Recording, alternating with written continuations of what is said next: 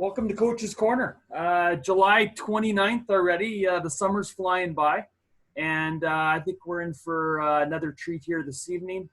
We've got two leaders, both with a growth mindset, sharing this evening.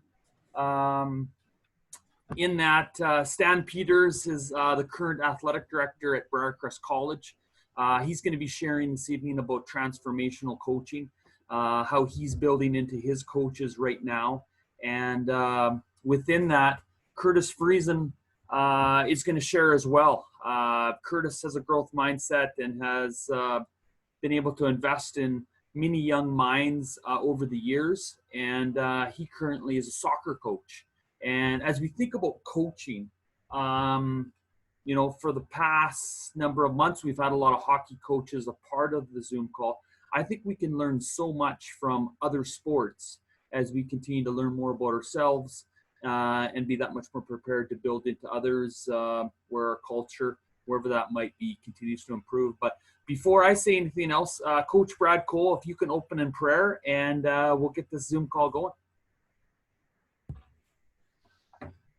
Heavenly Father, we just we thank you for seasons. We thank you for summertime, chance for some people to just get rejuvenated and get ready for the upcoming season, and also a chance for people to get some work done when the sun is shining. So we thank you that you created that, and we just pray a blessing over this time that we have together as a group of men, and that you just give us wisdom and discernment as we go into this next season, dealing with COVID, just dealing with all the uncertainties, that we would have a peace and a calmness going into it because of you. We love you. In Jesus' name, amen. Thanks, Coach. Guys, first up is going to be Curtis Friesen sharing. And Curtis and I have been friends for over 20 years, and we've had a chance to have a number of rich conversations together, talking about sport, life, business. Curtis is going to be sharing about resiliency and his journey within soccer. Curtis, awesome to have you a part of Coach's Corner. The mic's all yours. We're really keen to listen. Thanks, Coach Army. Hey, just appreciate it. I know the last time I was supposed to present, I jammered out with a bit of a family dilemma, but really excited to be here. It's kind of interesting. I mean, my sporting career has been with hockey. I've had the opportunity to work alongside Johnny and I, as we've kind of done the whole HMI thing together. Been able to play hockey with Johnny. He's kind of been a real he's been a lifter, definitely not a leaner in my life, and so appreciate you for putting this on, Johnny, and thanks for having a hockey guy turned soccer guy present here. So I think one of the things, and you can flip on my little slideshow here. I did a little death by PowerPoint. We'll figure out how to. Here we go. Alrighty. One of the cool things that that regardless of whatever sport that you're doing, to have a mindset of resiliency, and to be able to see the change through someone just by looking at their personality style and understanding their personality style, and then being able to implement some of the changes that you might want to make throughout the season, and definitely it'll create those great results that you look for. Myself, again, playing hockey, I realized that early in my career that even though I felt and the stats showed a talented stats on my goals against average or whatever as a goalie, that talent really didn't take me as far as I thought, because of the fact that my mindset was definitely not built around resilience, and got frustrated when adversity hit. And it took a couple healthy scratches to really wake me up and understand that, resilience is a huge thing in sport, regardless if it's soccer, tennis, golf, or hockey. So in that being said, I've had the opportunity to coach hockey. I've had the opportunity to now for the last, it's been probably about 10 years to be coaching the sport of soccer. I see one of my fellow coaches from our Abbotsford Soccer Association, Kevin Harmon's on the line. So appreciate you, Kevin, for joining in on this. Happy to be here. Thank you. So the journey of coaching for me in this sport of football goes back to number one. I had the opportunity when I was out in Carenport to play the sport of football prior to our hockey season starting. And I played rugby in high school, and I thought, you know what, soccer's just different. It's running after a ball, but then you don't get to tackle anybody, which I thought was a little bit crummy. But then I realized that, hey, you know what, in soccer you can actually be physical as well. So and I noticed that more as I started coaching female soccer and the girls got older. That aggression, that can be pretty intense.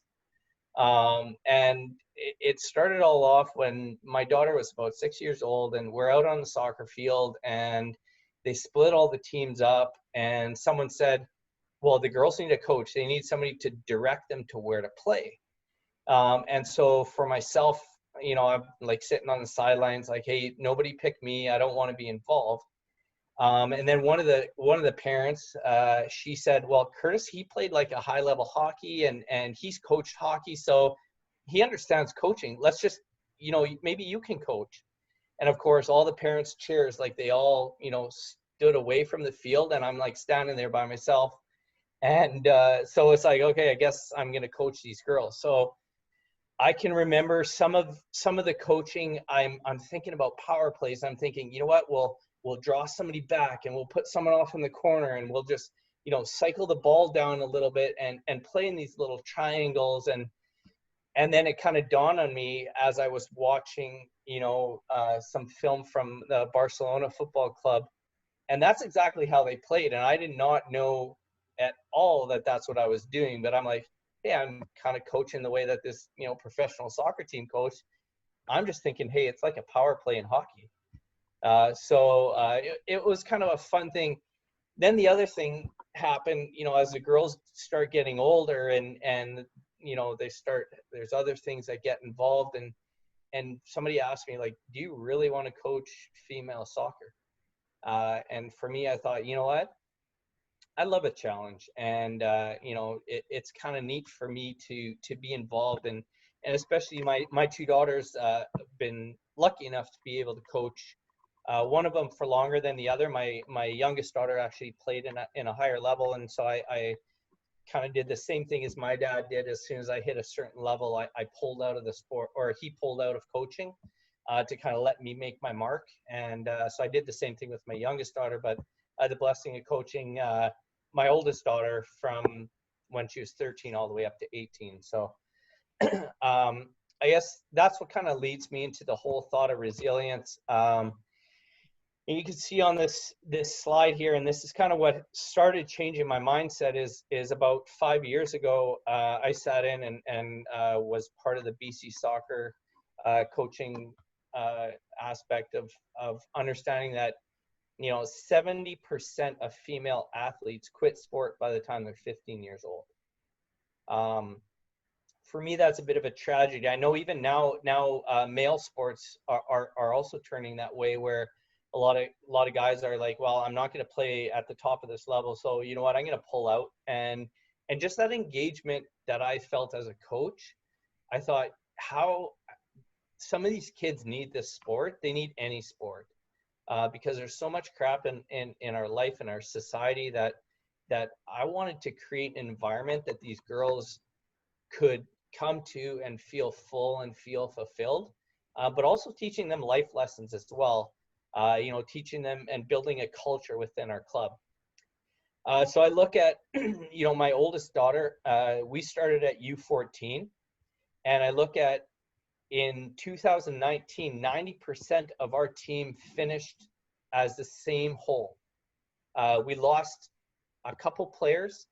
Some of them graduated to a higher division. We only had a couple quit, which is pretty awesome to see. You know, a lot of people say, well, that's coaching, but I think that goes beyond coaching, but I believe that goes to developing a culture within your team and also developing each player. And then I go into, some more example of the team that I'm coaching right now. So we're going into our third year. We started out in 2018 with 32 players trying out for 18 spots. And I had to, whittle down from 32 to 18. It was something I'd never had to do before in my life. Now I know what junior hockey coaches have to go through when you get these big rookie camps of a whole bunch of people coming together. And I thought, so what do we look for in a player? And I'll go into it a little bit further as I go along into my selection process, and the selection process that I believe in, in sport should continue to be developed. As far as what do we look for? Do we look at skill? Do we look at personality style, or work ethic and dedication to the club? So what I did when developing these 32 players down to 18, I actually had our association helped with the, cutting some of the players, and I was left with 24 players, had to whittle down to 18, and then they designated me to be the head coach of that team. Now, 80% of these players, of these 18, had never played together at all. So it was really an interesting time, because you had personality style issues, you had little cliques hanging on to one another, and some of the things that I think happens, I remember in the junior hockey world is I remember going to Brooks, Alberta, and it was the first year that Brooks had a junior A team, but then they had, clique of guys that had stuck together, and they actually called me Vancouver because they had never had some kid from Vancouver come out there, and they're like, what's this city slicker doing coming out to Brooks, Alberta? I love the smell because the fact that my roommate from Carenport was from Dutchess. So, they didn't know that I knew as much about Brooks as I did. But the one thing that I saw was when you have outsiders coming in, if you cannot hone those guys together right away, you're never going to see success. So going into this team that went from 32 down to 18, we went 1-0 before December 10th, which for me, I'm like sitting there thinking, I am a crappy coach. Like, this is not going well. And then we had a bit of a meeting of the minds, and we kind of started talking more about culture and started talking about, you know what, guys, like, we always know that the hardest working team is always going to create positive results. So does that mean that positive result is going to be a win? Or does that just mean that we're going to go out there, play our butts off, and just accept whatever result happens, as long as we know we gave it our all? And then we ended up going 10-0, and we won our BC Coastal Championships that year, which was, we never thought, like, we had girls wanting to quit because they're not used to losing. And then going to last year, we had the same team. We had the exact same 18 girls. We actually lost one girl, moved up a division, and then we added another girl. And we just were like, hey, you know what? We're league champions. And now we're coming in. We went 4-0, and we're like, we're going to just walk through this whole season. And then we dropped 8 straight. We had, a girl with a 3-game red card suspension, unfortunately. We had 4 major injuries to some key players. And going into the Christmas break, I'm like, what in the world's going on? And then we regrouped. We had a really good talk about culture, and we just drawed it together for another divisional championship, which was, everyone was blown away, and I think it was that work ethic and that whole message behind resiliency that we just drilled into the girls of, you know what, we're down, but we're never ever out. And that was, that's something that I think we really drilled into the girls. And then, another success story is this year we have actually 17. I didn't change my PowerPoint. We have 17 of 18 players from our original 18 committed to now another third year in a row. We got one player who's graduating to a bit of a higher division. But it just goes to show that we had 2 years where we could have had a bunch of players quit, but they found it within themselves to turn a little bit of failure into success. One of the biggest mindsets, and I think this goes to whether you're in a business or whether you're playing hockey, football, volleyball, or whatever, if you spend time with people who are 4s and 5s, the highest level you're ever going to be is a 5, quite honestly. I talk to my kids about that in school, as well as surrounding their friendship circle. I've got 2 teenage daughters, and I say, you know what, like, if you want to really bring your element high, don't spend time with 4s and 5s, because that's the highest level you'll ever be. So, and then I talked to a lot of our players, and we had a couple 10s on our team. And so I always linked our girls together with these 10s, because if you spend time with 9s and 10s, the lowest you're ever going to be is a 9. You're going to raise your skill set, and you're going to push yourself to a higher level. And that was the one thing too that I realized after playing hockey, and from me being a backup goalie my first year in college hockey, I'd never had to experience that before. But I made sure that I spent my time with 10s and with 9s, because they pushed me to that level. Johnny being one of the guys that's like, I was pretty down on myself a couple times, and if you can eliminate your ego and eliminate the fact that, hey, maybe I'm not a 10, but I want to spend time with those people, your squad will follow. The other thing was surrounding yourself with lifters and not leaners. And I'm sure a few of us guys on this call have been on the bench when you've had guys, complaining about ice time, complaining about, well, why am I not on the power play? And that's the same thing that I talk to the girls on our field is separate yourself from that negativity and surround yourself with lifters, not leaners, and build yourself to be around lifters, not leaners. And it will transform your mentality, and basically it will change the culture, because before you know it, on a team like us, when we had 18 players, we ended up having one leaner. And that one leaner, she definitely made a choice halfway through the season to say, you know what, I'm going to kick myself up a gear, and I'm going to be a lifter as well. And it changed her play 100%. And then one other thing, and this is something that I have even within my business, is having 0 account balances. And what that means is, all accountants, they love to have their credits and debits matching, right? So what I always say is, correct any relationship that is a bit damaged immediately. And I always tell the girls, don't leave the pitch with a monkey on your back. And I've actually pulled girls aside that I know they've had conflict during training, and I've said, you guys either figure it out, or I'm going to figure it out for you. And it was kind of neat to see how these girls work through their differences. And again, that mindset of resilience and saying, you know what, I'm not perfect, and let's work with each other and make sure that those accounts are at 0 before they leave.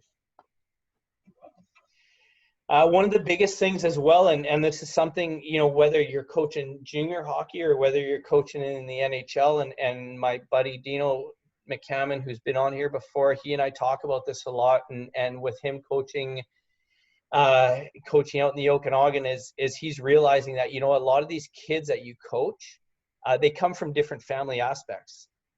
We can't just, put a label on anybody, and we can't treat everybody all the same. It's unfortunate that some kids come from different family aspects, and this game of sport, regardless of what you play, you have that time and that period of time to actually escape all of that And, I always tell the girls, you have 90 minutes, 3 to 4 times a week to forget about your social stress, your school stress, whatever's going on in your family life, and enjoy your team and enjoy the game. I think about it too. It's amazing once, like for me, I love it.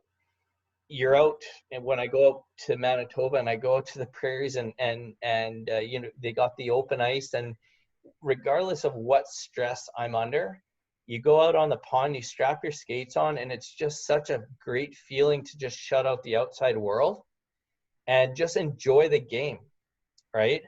And so I just tell the girls, you got 90 minutes to be able to forget about that life and just enjoy this game. But also you have 90 minutes to fail and grow within an environment that encourages growth. John Maxwell's book, and I encourage you all to read it. It's called Failing Forward. And basically without mistakes, growth can't happen.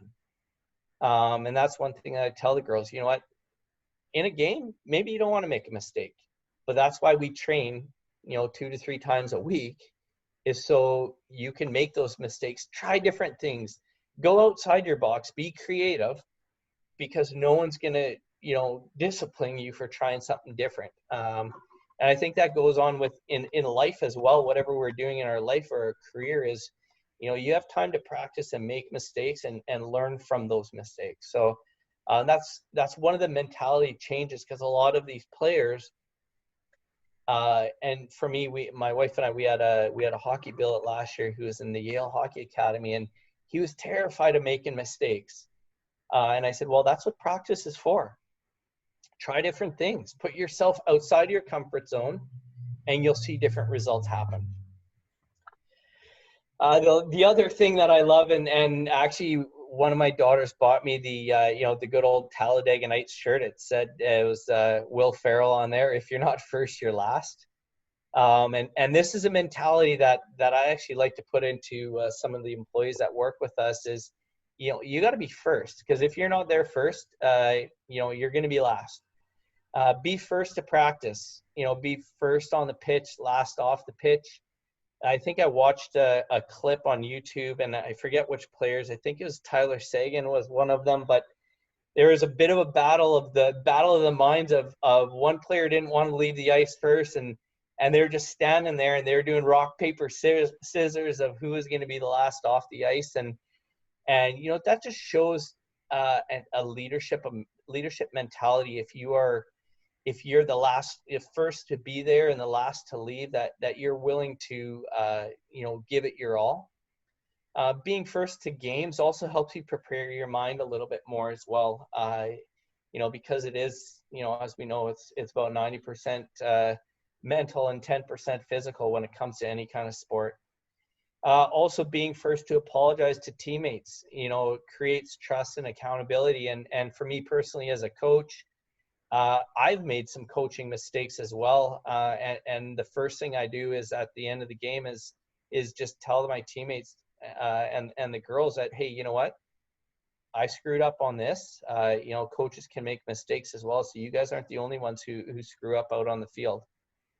And then also, being first to the ball or first to the puck, being first to practice, being first to games, all this being first, it's infectious amongst everybody, and it creates that culture that you want to drive. And it creates a herd mentality as well. Just wanting to be that first person there. And I always, my youngest daughter is the biggest thing. She said, Dad, if we're not early, we're late. So it's something that we've always taught in our family, but also it's something that is a keynote that these kids at a younger age, whether they're up to junior hockey and they decide they don't want to play anymore, it's a mentality they can take to their career as well. The hardest working team always provides results. So that doesn't mean a win. That's a culture we kind of want to put out there is we do cardio quite a lot with our club. And the reason we do a lot of cardio is because soccer games are 90 minutes long. And a lot of teams, they run out of gas at minute 60, and that's where we can step on the gas and things can change a lot. So we always just tell the girls, hey, you know what, leave it out on the field.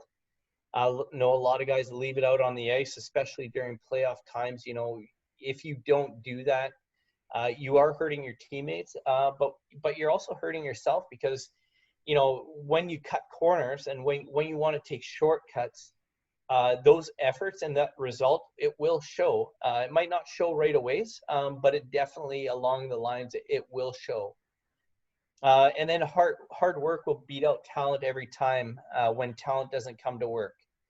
And I will attest to that, and I will humble myself and say that, you know, I remember sending my parents paper clippings of the newspaper, of some of the stats, having, you know, Curtis Friesen goals against average top in the Saskatchewan Midget Hockey League, and then also, you know, central scouting reports and seeing that kind of stuff. And we didn't have the internet back in those days, so we took paper clippings and wanted to share it with our family, right? And it's kind of funny. I kind of figured that talent was going to carry me on to the next level. And when I didn't put that effort forward, it was amazing how I got crushed. And that's something that I, you know, again, it's a humbling thing for me. And I figure, you know what, that ego got in the way of everything. And I, you know, I wish I would have had someone talk to me about how hard work's going to beat out talent. And I don't care how talented you are. And that's going to how I selected the players on our team. You know, we had 32 players. I honestly, on my roster, there were about 4 players who were not, or who were more talented than the girls that I picked. And I actually had a number of I had a couple of my assistant coaches question my selection process. I had even our director of our soccer club say, well, like, why did you not pick that person? They just came from a Metro League and they want to play on your team. And it came down to attitude. It came down to the fact that I didn't think that their culture would match, and had to make that hard decision. And to this day, I will still make that decision 6 times over. That hard work versus talent, attitude versus skill, it overrides any kind of decision I've ever had to make. You know, so finally, just to kind of close a little bit on the resilience factor, you know, we lost 10 games out of 11 to start, and you'd think we'd quit, but we didn't. You know, this year we dropped 8 games straight after 4 games winning, and you'd think that would crush the girls, but it was amazing to see how each one of them picked each other up, and they remembered what happened the previous year when we lost those 10 straight. So those little reminders, you know, especially if you have returning players coming to your hockey team, you know, Johnny Armbruster, how many games did we win our first year in the ACAC, my friend? It was a tough year, brother. Yeah. Just one big win out of 26, I think it was. But you know what? We had a number of players come back. And we had guys, you know, I had never been a healthy scratch in my life. And you know, you figure you could be down on yourself, but resilience is definitely what leaders are made of. It's why Johnny Armbruster started this thing up is, you know, and I know Johnny was one of those first on, first off guys, and understood how not only were we building the now, but we're building the future as well. I just want to close by stating just kind of a few what I call team memories. And a lot of people, they say, well, hey, this is some good success that you had. You know, we won the U17 Mayor's Cup Champions, which is one of the biggest tournaments in British Columbia, and then we won a U8 Mayor's Cup Champions a year after, and actually 30% of the players on that team were not U18. They were actually 3 years younger from my younger team, and they joined and we won again. And then, you know, 2018, we were able to, with another association, won the Coastal League Champions, and again, a couple of wins here and there. And I look at all these results, and a lot of it you could say, hey, great job, coaches, and really, really amazing results that you had, but it was a memory, because of the fact that we got to forget about these things and we got to build on to the future.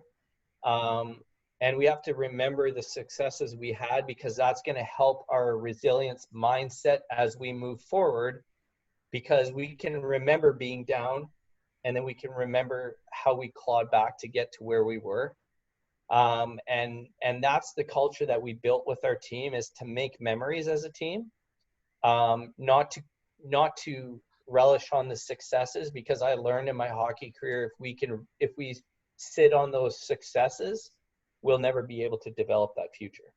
And that's, to me, is what the mindset of resilience has definitely shown in my coaching career, but also my hockey career.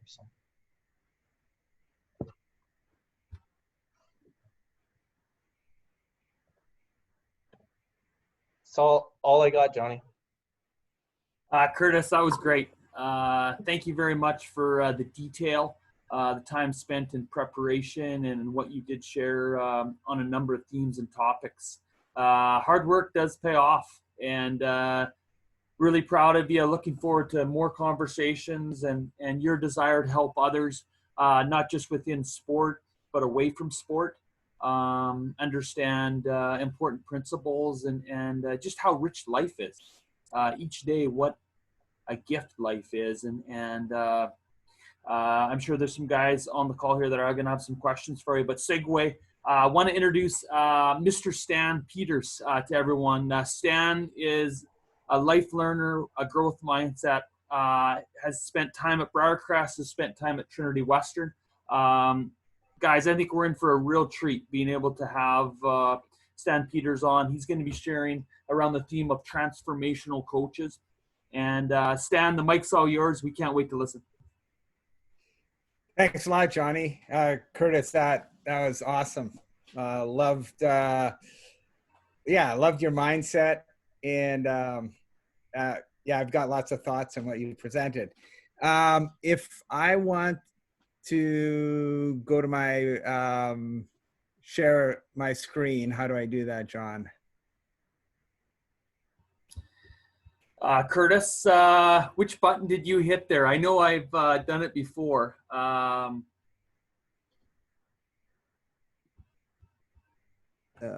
think he's just on mute. I think Curtis is on mute right now.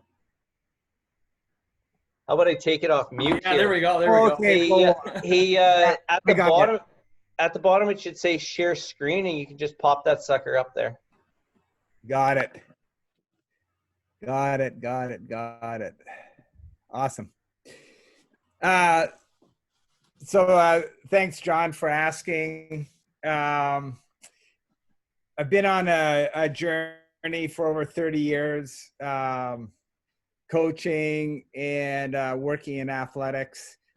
And I have the honor to be back at Briercrest, working with a great group of coaches.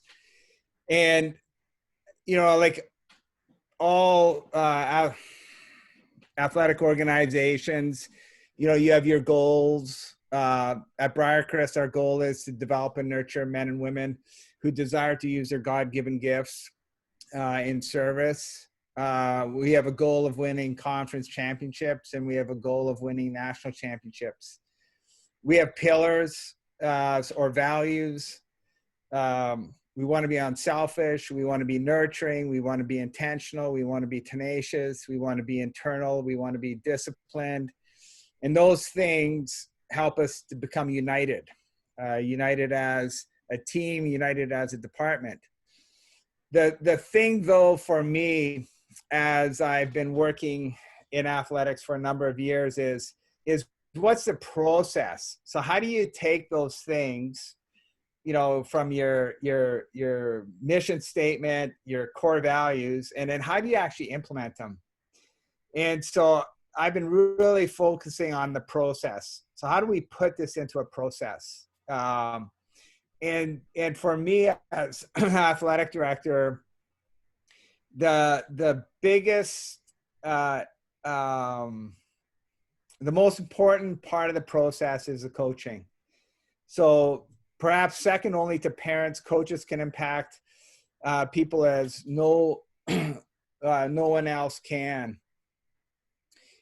And coaching has such an amazing impact.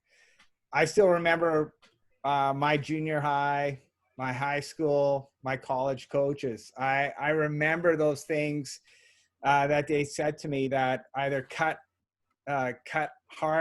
me hard, or actually built up things within me. And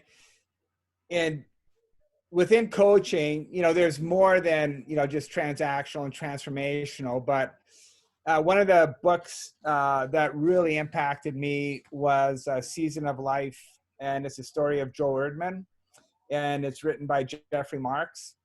And in it is the story of Joe Erdman, who was played for the Baltimore Colts, and his journey through playing in the NFL, and then post-NFL, actually getting into high school coaching and working through, like, what is the heart of a coach?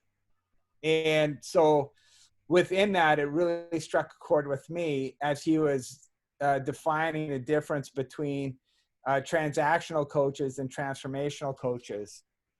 And Erdman says too many are transactional coaches, the kind of coaches that focus on the X and O's,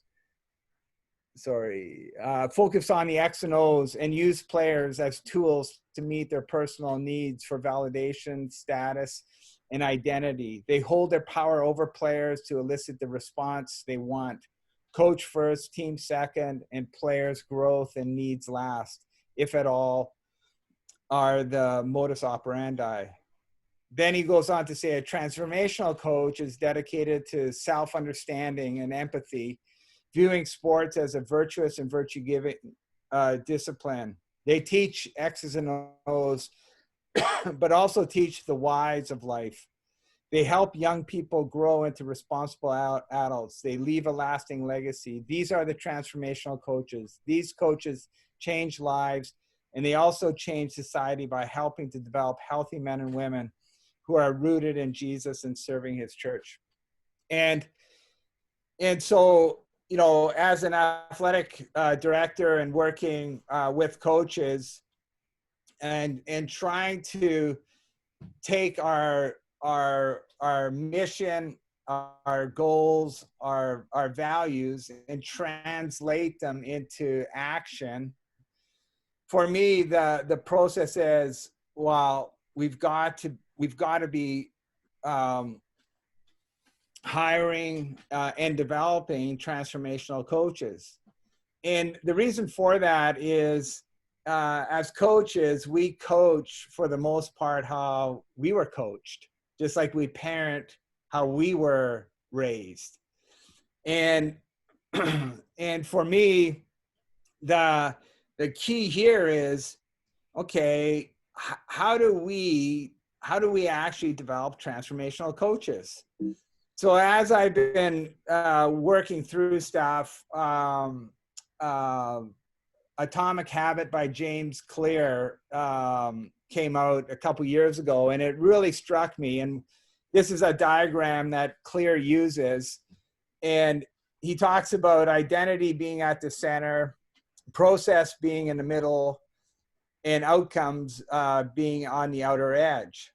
And in transformational coaching, or in understanding transformational coaching, on the identity side, I have to answer the question, why do I coach?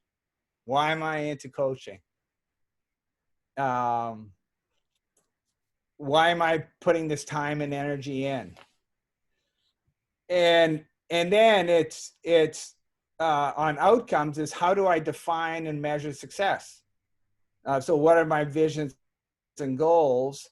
And in the middle, the process is actually what the middle is actually what connects the identity to the outcomes. It's the process.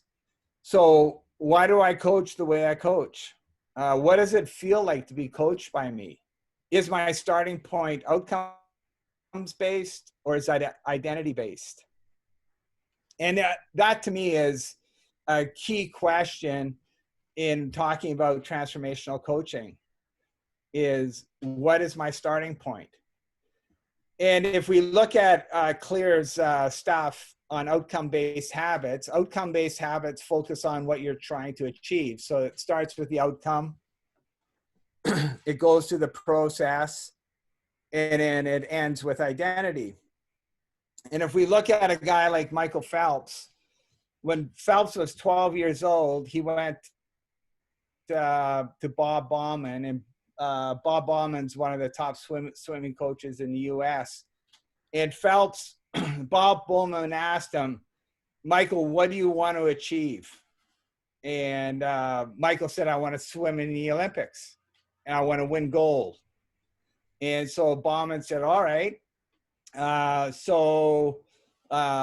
This year at the Olympic trials, you know, we need to pick events that you're going to swim in. So they picked the events. In each of the events, there's certain times that you have to achieve in order to make the Olympic trials, or the U.S. swimming trials, not the Olympic, the U.S. swimming trials. And so they picked the stroke. They looked up the times, and then Bauman then took him to the process. So what do we have to do every single day? What are the habits we have to do every single day in order to achieve the outcomes that we want? So then, you know, they talked about, you know, what their daily practice routines are going to be, you know, when they needed to get up, when they needed to practice, what they needed to eat. You know, they worked through all the process things. And I mean, the amazing thing is through that process, Phelps became the most decorated Olympian in history. But the interesting thing on identity is that in August 12th, this is from a newspaper article, and it talks about when Phelps touched the wall, he had gold at his final Olympics and a record for the ages. As Phelps lingered on the deck doing interviews, a crowd of U.S. supporters shouted, 4 more years, 4 more years. But really, what's left for someone who's already the greatest? And this is what Phelps struggled with, because 2 years after the London Olympics, Phelps was headed to rehab after his second DUI. And actually, in this story, Phelps went into a very deep depression and actually tried to take his life. Fortunately, he got involved with a counselor, and the counselor challenged him, instead of forming outcome-based habits, why don't you look at identity-based habits? Why don't you focus on identity-based habits? So why don't you start with your identity? Like, who are you? And for me, this is the critical difference between transactional and transformational coaching.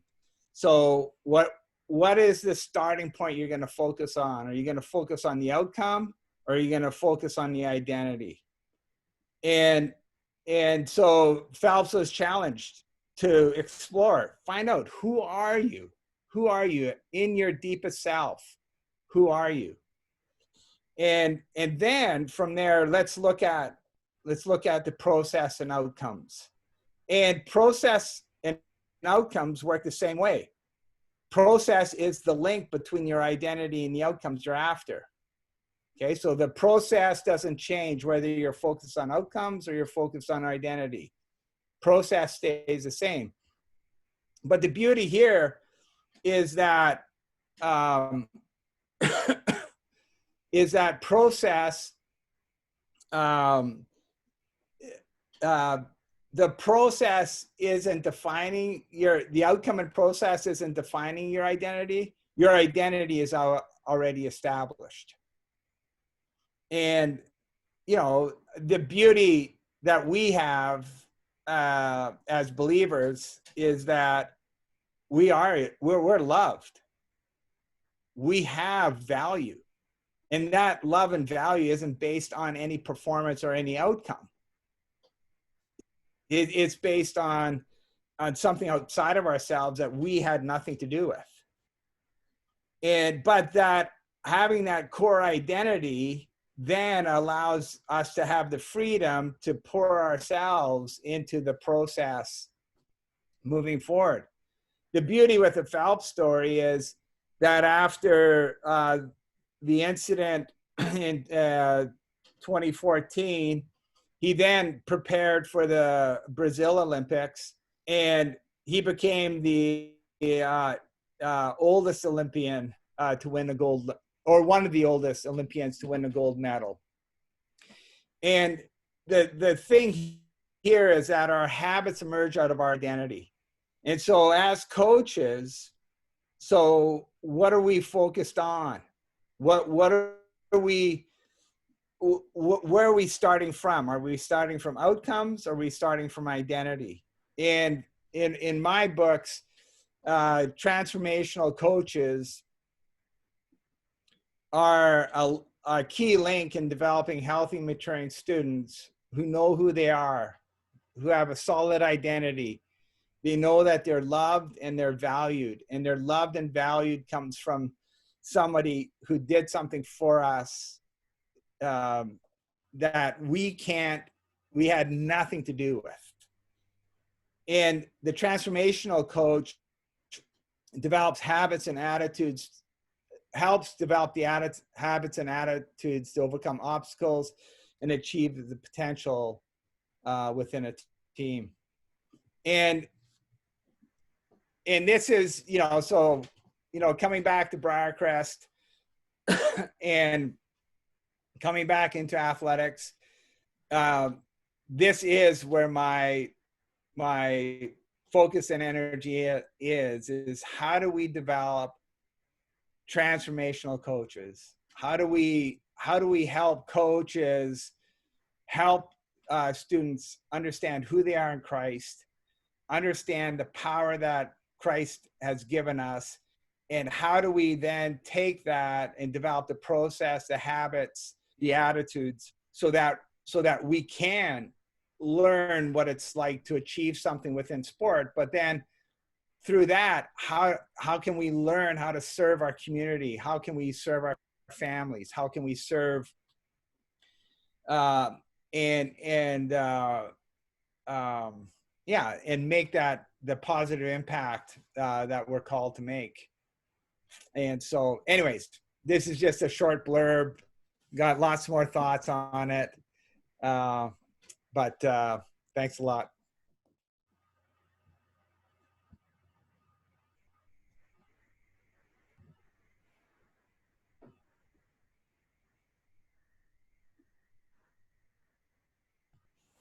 Awesome, Stan. Appreciate you putting that PowerPoint together and the information that was all shared. The journey of life, peaks and values. And as you shared earlier, Curtis, who are we spending time with?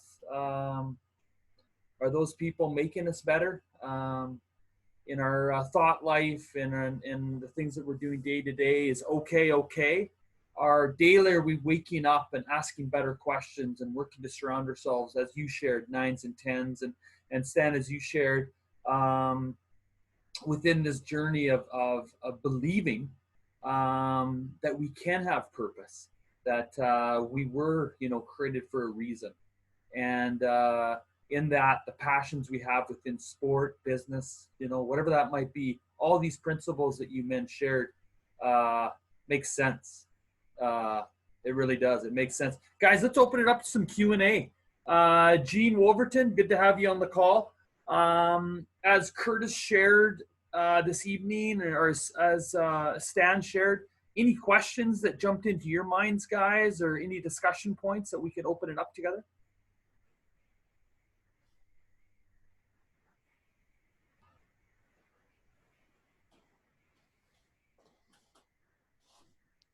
got a question for Stan. Can you hear me? Just make sure I can hear me. Okay.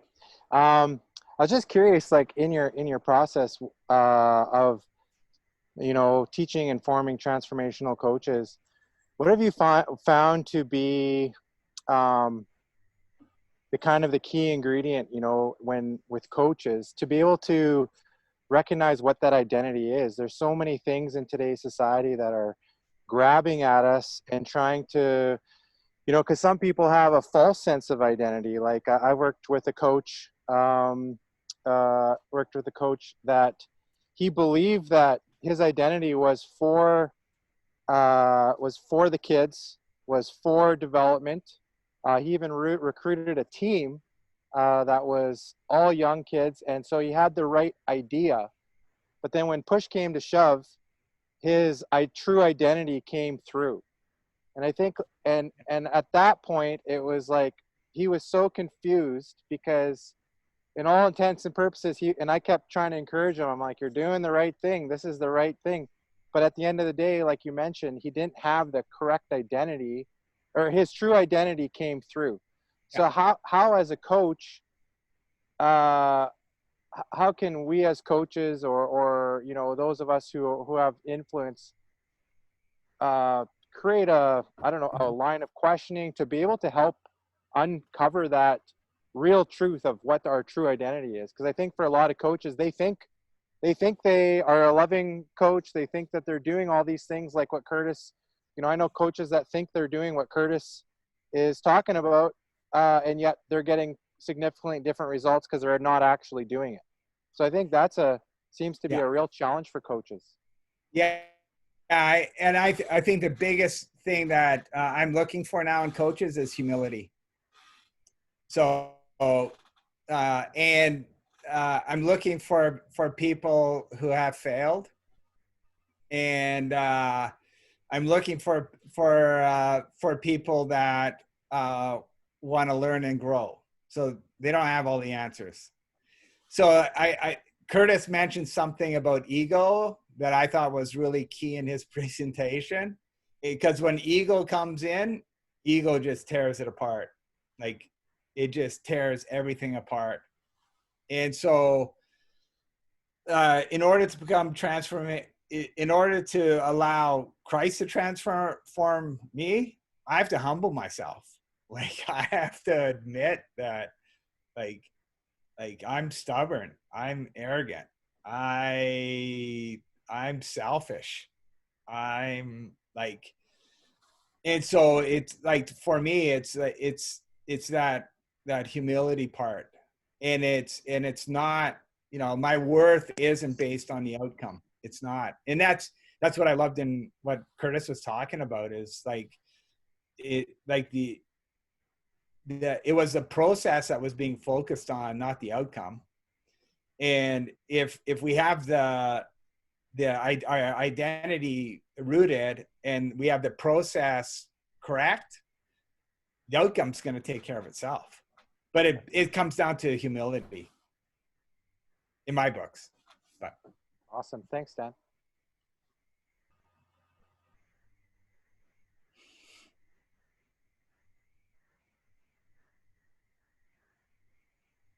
Yeah, how important are those face-to-face conversations, guys, where we at times can plan some really good meetings, and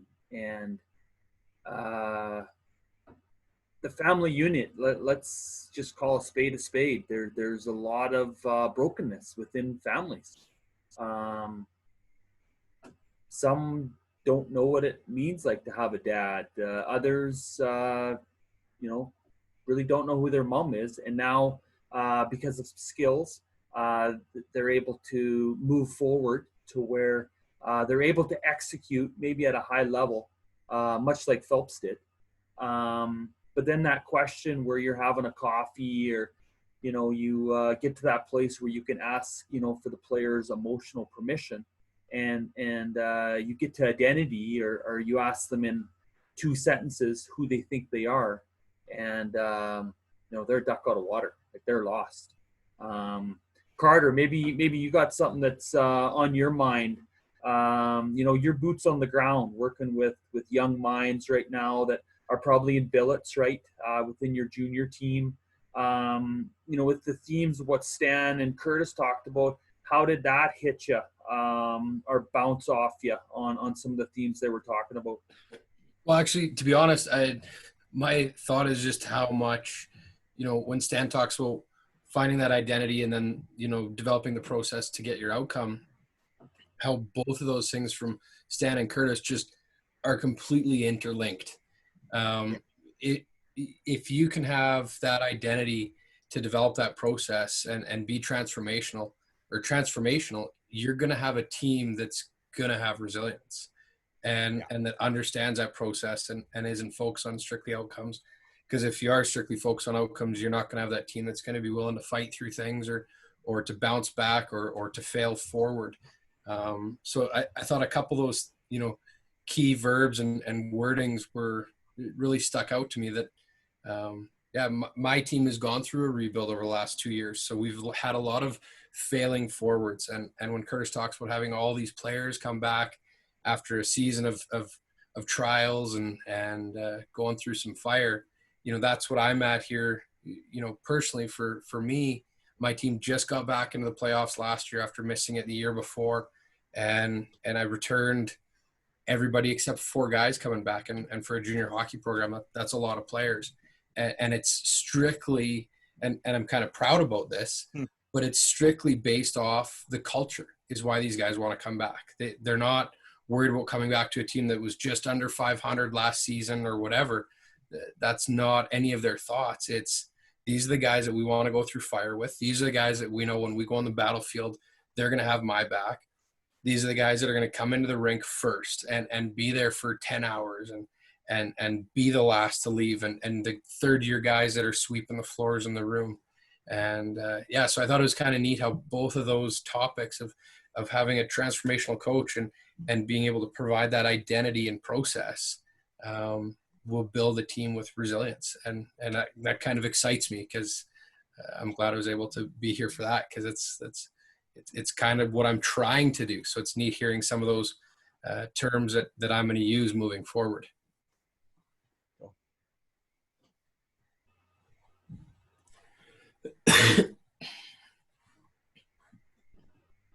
Any other thoughts, guys, on some of the... Hey, Curtis, the zero account balance thing, how do you implement that like every practice? Or is it? Yeah, so that we basically, and again for me, we're working with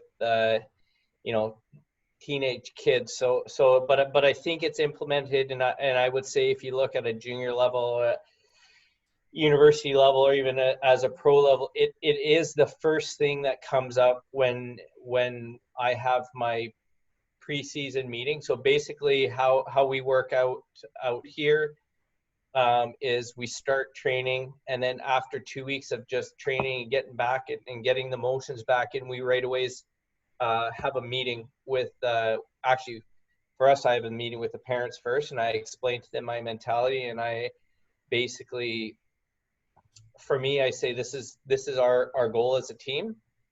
This is not my rules, but this is our goal as a team. And any player who doesn't follow that,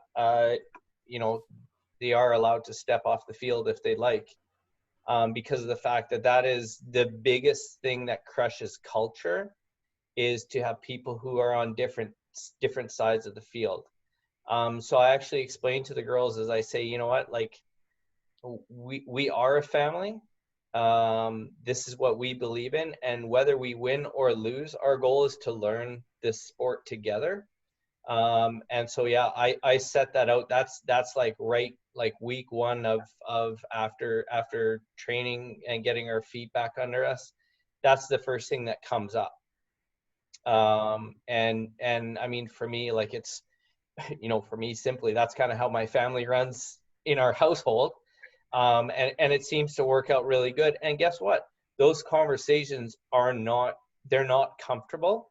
But I believe that conflict is a huge positive proponent of any relationship, be it sport or be it family, conflict is huge, because of the fact that, that's the best way that you can get results.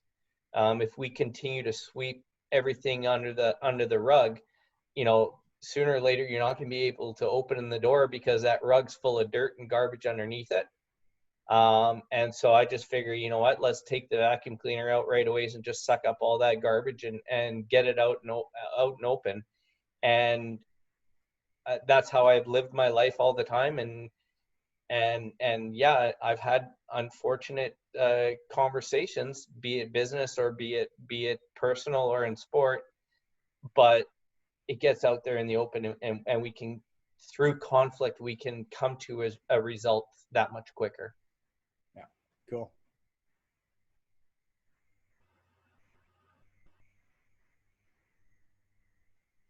I have another question. I have a question for you, Curtis, as well. Yep. I was just curious, one of the things that I think also is important is the assistant coaches. And I was wondering, looking at your memories there, it looked like there is different team levels. Do you have multiple coaches working with you, or how does, and then if you do, what's your process of training them, mentoring them, and building into them to kind of not only accomplish what needs to be accomplished, and provide that coaching that you desire with your clubs, but then moving forward, like for them, teach a man to fish and feed him for a lifetime. I think that to get more transformational coaches out there, like what Stan's talking about, we need guys like you and Stan and guys to continue to develop these people. So I'm just curious. It sounds like you have more people working with you. So I'm just curious to hear what that kind of looks like. Yeah. So my coaching staff, the biggest thing that I put off the forefront, and I tell my players as well, is that my role as head coach, that's a title that someone else gave me. But that doesn't mean that everything goes through me. The biggest thing that I do is so we have a fitness coach that we have on staff, who her role is on the fitness side of things, and that portion of practice, that's her practice. She, at that point in time, that's her role. And then I have two co-coaches that I work together with. One is more on the technical aspect. And he's the X's and O's guy. He's the one that helps develop a lot of that, again, together with myself. And then we have another coach who he's actually, and one of the reasons why I have enjoyed him being on there is he is more of the emotional guy. He is more the guy who will be able to do that one-on-one with the players. So it's basically a great developmental strategy that we've had with the four of us, that there is no head, and I, I take my role and basically try to, along with my leadership role in my own business, is any title is forgotten because we're all one team trying to gain one role. So I actually, the level of training that I've had with BC Soccer and I've been very fortunate with having that level of BC Soccer coaching. I actually offer it to all the coaches that are around me. And some coaches that I've seen, they're like, no, I want to be the guy. I want to be the guy who's accredited by BC Soccer. And then I'm just going to hire these lackeys to kind of, help pick up the balls or whatever. But for me, I feel it's important to give them all the same opportunity that I was given to me to help develop my skill in coaching. Because if we're all on the same level, we will have the best coaching tandem that's out there on the market. And just by me being given the title of head coach, well, that happened, but it doesn't mean that the training I've received isn't earned by the coaches that I work together with. So I want to, again, lift them up to be able to do the exact same thing that I've done, because I think that's super important. And then what that does is it doesn't put me as the guy that all the players go to. There's other coaches that are out there that have just the same level as I do, or are working towards that level. Cool. So it's a shared mentality. And I actually, prior to me, taking on a role of head coach, I actually worked with a coach who he did the exact same thing with me. And then upon his retirement from coaching, he said, you know what, you've got the exact same training as me. It's your role now. And for me, I want to be able to do that same thing with any of the coaches that I work with, and hopefully, not just develop our team, but be able to put a mark on our association, on our Abbotsford Soccer Club, as developing the best coaches in BC soccer. Cool. Super cool. Thanks, man. Yep, no problems. Thank you.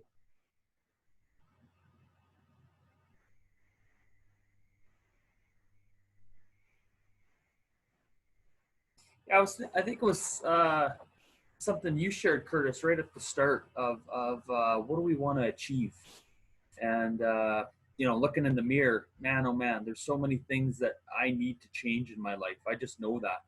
And who's helping us? Like, who are we asking for help? Who's helping us?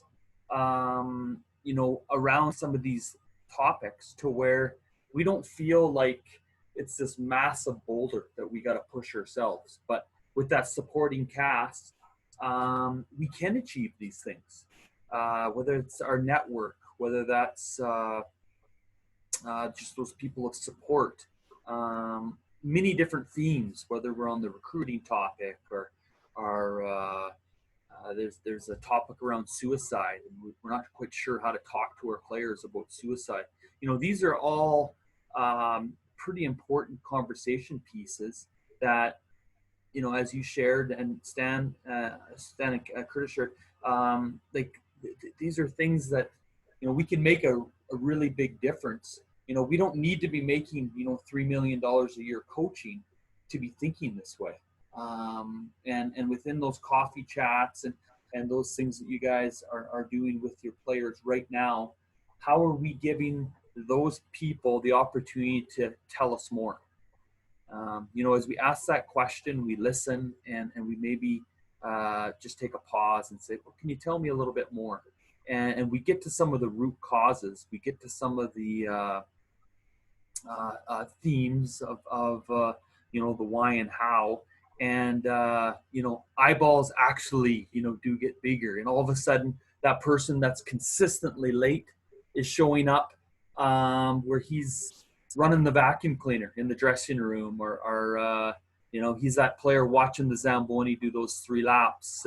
Brad, I'm sure you saw players like that on your team last year as you came as a brand new coach, where it was like, this guy seems to have some personal habits that they're going to need to change, and the method with the skills you have as a coach, you put those into place, and you saw change this year within your team. How some of the themes bounced off you here this evening on what Stan shared and what Curtis shared?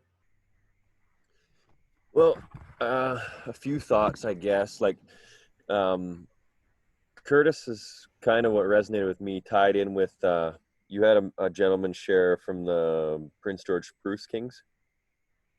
Tom Boomer. Yeah. And so kind of what Curtis is saying, what he's saying, basically it was going after men or women that were the right culture fit and not necessarily the highest skill set. So me being in the situation that I'm in what I would call a rebuild, is just you have that ideal in your mind on what you want to do, but just having the confidence in hearing these two guys show that there's fruit in taking that method and using that theory. So that was kind of my one thought. And then the other thing on Stan, what he was talking about, I had never heard that term transformational coaching. Like, through my junior and pro career, and I've talked with Stan about this, I had I had 2 transformational coaches and probably 10 transactional coaches. So my heart in getting into coaching was to be a transformational coach without knowing that. My challenge was, okay, it's good that we want to transform these, in my case, young men, but I still want to win hockey games. And I think that we can transform lives and win hockey games. And so for me, that process has been learning. I played for some guys in the American League that just lost their minds constantly and made media out. They were on the news for it, and everyone thought it was a big joke till you're living in it every day, and you don't want to play hockey anymore because you hate it. You hate the best sport in the world because of what your environment you're in. And so Stan is good friends with another guy who had came and spoke at our school, and it was neat just to hear him say, just give different theories on how you can actually draw that out of players without yelling and screaming. And there are times to be firm. Transformational doesn't mean being soft. So I think for me, this is a learning curve, and it's something that I've really enjoyed, the whole transformational side of things, because it lines up with my heart. I believe it lines up with God's heart, and it's the purpose in coaching. So those are just kind of with what both Curtis and Stan shared, kind of what I was drawn from on it. This summer I've been exploring and just trying to see what else is out there. And Indiana Wesleyan University, their men's basketball programs won 3 national championships in the last 4 years.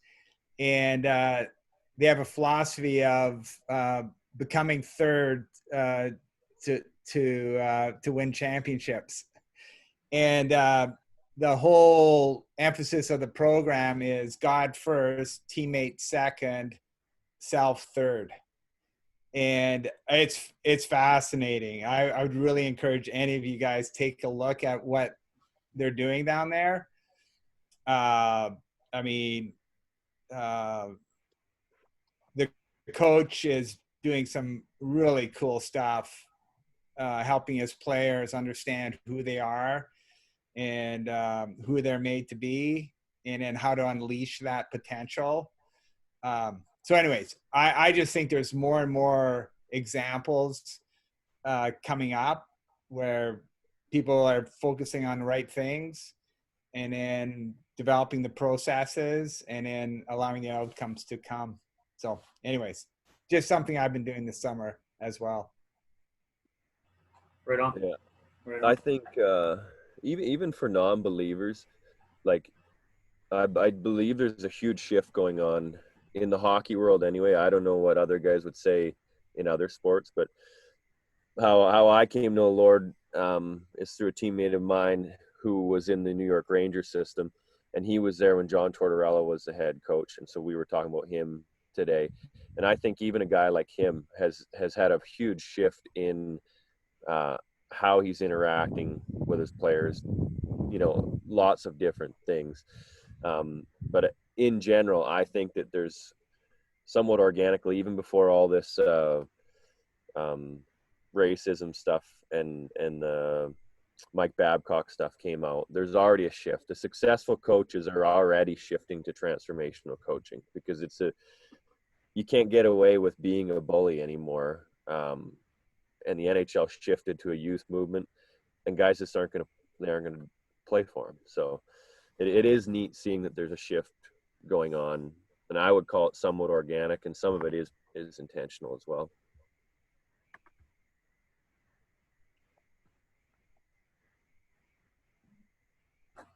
And like resiliency is something that can come up, eating our cornflakes in the morning, having a campfire at night at the lake. What a great word. And being able to listen to others of what they think their definition is. Ryan Walters shared a few times, and there's like a crossroads every day between optimism and pessimism. And are we going to wait for someone else to do it for us?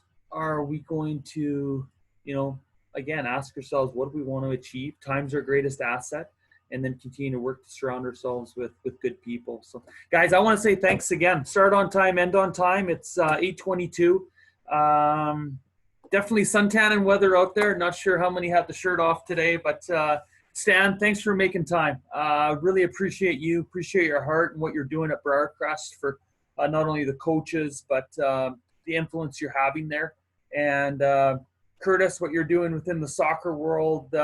Guys, thanks to each one of you for joining the call. I'll make sure I put it to YouTube, send it out, and let's keep putting the best foot forward. Hey, Johnny. Right on, boys. Awesome. Thanks, John.